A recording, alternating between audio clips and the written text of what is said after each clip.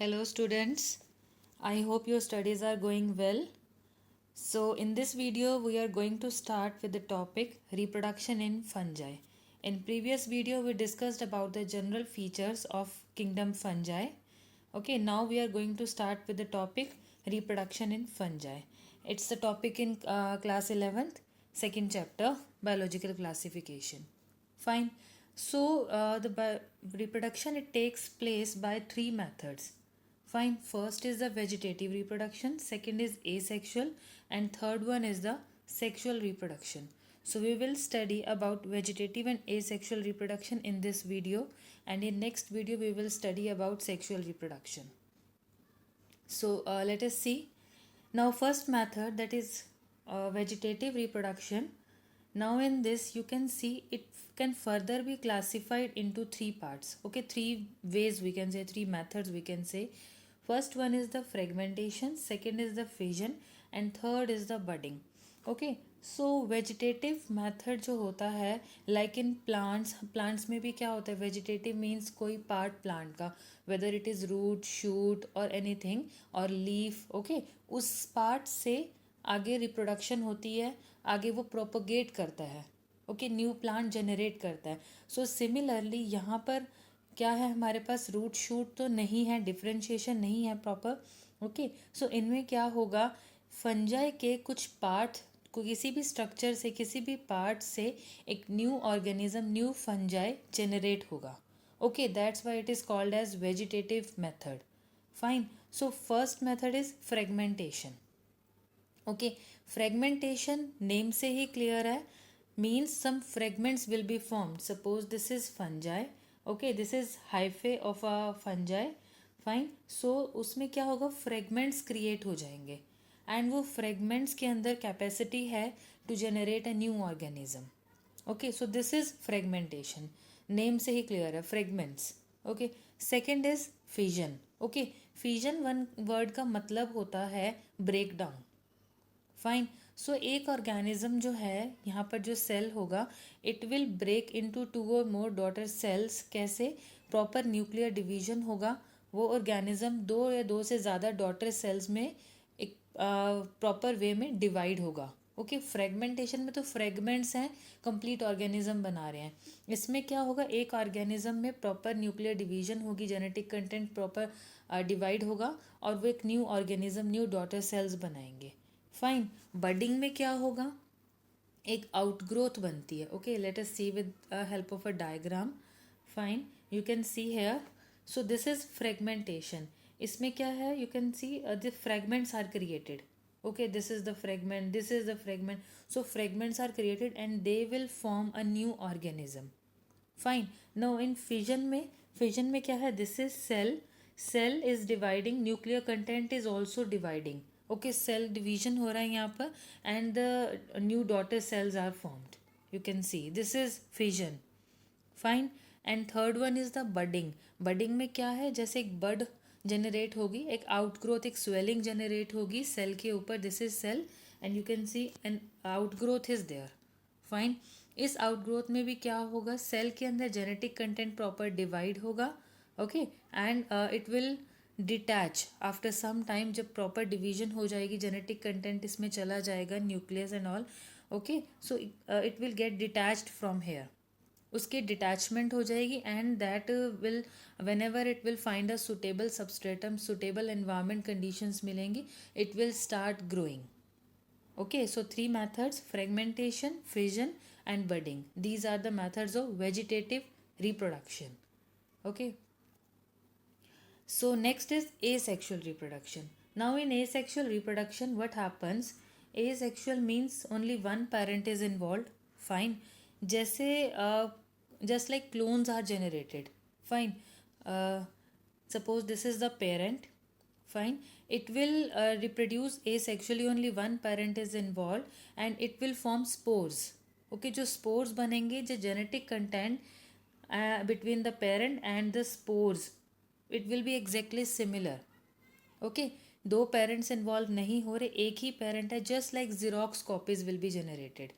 Fine. जो genetic content इसमें होगा, same genetic content daughter cells में भी जाएगा. फाइन. सो इसमें क्या है, वाया स्पोर्स. एसेक्सुअल रिप्रोडक्शन किससे हो रही है यहाँ पर, स्पोर्स के थ्रू हो रही है. ओके, वेजिटेटिव में क्या था, फ्रेगमेंट्स, बडिंग या फिर फिजन के थ्रू हो रही थी. यहाँ एसेक्सुअल रिप्रोडक्शन में आइडेंटिकल होंगे नो डाउट. ओके, बट यहाँ पर स्पोर्स के थ्रू रिप्रोडक्शन होगी. Fine. So we have different methods like conidia, sporangiospores, zoospores. Okay, so we can see here this is conidia. Conidia में क्या होता है, these are non-motile, they cannot move, they don't have any flagella, any locomotory organ, कुछ भी नहीं है इनके पास. They are non-motile. Okay, but they will float in the air or water, उसमें float करेंगे. Fine. So thin walled हैं, they cannot move their own, they have thin walls. Exogenous spores. Exogenous क्या होता है, exo word represent outside. Okay, एक होता है word endo, एक होता है exo. Exo का मतलब है outside. सो दीज स्पोर्स, इनका ओरिजिन क्या है, okay, that is exogenous. Means you can see here, just a minute, you can see here in the diagram, these spores, these are produced outside. Means कोई इसके आसपास structure नहीं है. There is no sac, there is no you can say growth on them. Okay, they are produced outside. Okay, so कुछ bag like structure नहीं है, कोई cell नहीं है, बाहर कुछ भी नहीं है, आउटसाइड एनवायरनमेंट में ही जनरेट हैं. Okay, so these are exogenous. Fine. अगर इनके आसपास कुछ मेम्ब्रेन या कुछ बैग लाइक स्ट्रक्चर होता या कोई सैक लाइक स्ट्रक्चर होता तो हम इन्हें एंडोजीनस स्पोर्स कहते. Now these are exogenous, these are released in the environment, and whenever they will find a suitable environment condition, suitable temperature, suitable warm conditions, okay, and moisture conditions, fine. तो nutrient condition सब इनको जब environment, हर चीज़ environment के according मिलेगी, इनकी growth के optimum मिलेगी, they will germinate. Okay, and they will form a new organism. So this is, in this way new organism is formed. And one important thing, these spores are called conidia, and the stalk, जिस stalk के ऊपर ये बनते हैं, that is called as the conidiophores. Okay, so this is called as a conidiophores. This stalk is called as conidiophores. Fine. So let us move towards next. It's sporangiospore. Okay, so sporangiospore में क्या होगा, a sac like structure is there. So that is why they are endogenous spores. Okay, they are endogenous because they are produced inside a sac-like structure. Conidia was exogenous. Okay, so we can see here, this is sporangiospores. These are sporangiospores. Fine. And this stalk is sporangiophore. जैसे उसमें conidiophore था, here the stalk is sporangiophore. Okay, and this sac like structure is called as sporangium. You can see this sac like structure, it is called as sporangium. Okay, this is sporangium, जिसके बीच में ये spores generate होंगे. Fine. So next, third category is the zoospores. Okay, as the name suggests, zoo, जहाँ पर भी zoo word आएगा, it means something motile. Okay, movement है, like जूज में एनिमल्स रखे जाते हैं, so you can relate it with the word. जू में एनिमल्स होते हैं and animals can move. Fine. So similarly जहाँ पर भी आपको जू स्पोर्स की बात आई कि that means the spores are motile, they can move. Okay, now movement के लिए क्या ज़रूरी है, आइदर सीलिया और flagella. Okay, so these zoospores have flagella for the movement. You can see here in the diagram also, they have flagella, the thread like structures present on them. Okay, and similarly जो structure है इनके आसपास, इसके these are endogenous because their structure is there outside. So these are endogenous, and inside spores are produced. These are called as zoospores. and जो ये sac like structure है, ये bag like structure है जिसमें ये generate होंगे, these are zoosporangium.